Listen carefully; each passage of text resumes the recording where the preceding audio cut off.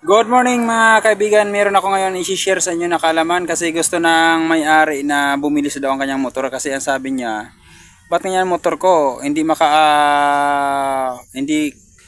makahabol dun sa XRM 125. Ayan, motor ko ay Boxer 150. Ayan o, Boxer 150 yan mga kaibigan. Boxer 150. Okay. Ito yung pinakadahilan mga kaibigan. Ito, ang motor na ito, Boxer 150, malakas talaga siya. Malakas siya dahil 150 siya, ayan o. Pero bakit hindi siya mag-aano kahabol doon sa XR125? Kasi dito, ito yung dahilan, no? Ito yung dahilan, malaki ang kanyang sprocket. So, pigil ang takbo ng kanyang motor, kung kaya may hangganan lang yung power ng kanyang ano. Pero sa paahon, mas malakas ito.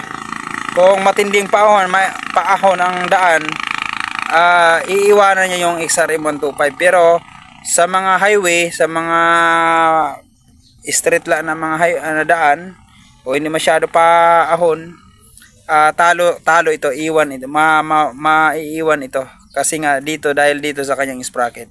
So ang dapat gawin natin mga kaibigan sa bagay na yan, kung gusto niyo maging mabilis ang motor nyo, basta ganitong motor na mga 150, ano lang kayo, ito, palitan nyo lang ng bagong sprocket nyan, o hindi bago, maliit na sprocket.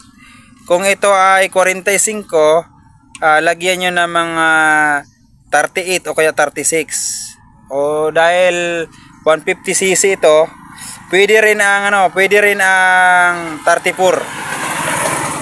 yan, pang high speed yan, mabilisan yan.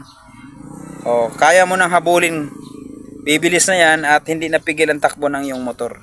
Kaya suggestion lang, no, kung gusto nyo bumilis, basta ang motor nyo ay single. Hindi ko inirekomenda ito sa mga may sidecar. Kung may sidecar ang motor nyo, wag nyong palitan yung sprocket nyo, kaya hindi na yan makakaahon, mahina yan sa arangkada. Pero kapag nakabilo na, mabilis na. So sa ganitong motor, Boxer 150, advice ko,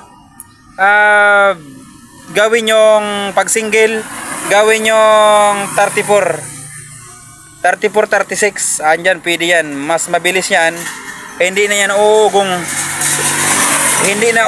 ang andar ng iyong makina, persado na yan at high speed na siya.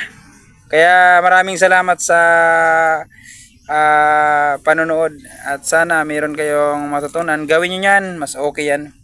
Maraming salamat, kaya pakisuyo na mag-like, like and share kung nagustuhan yung video ito. Thank you.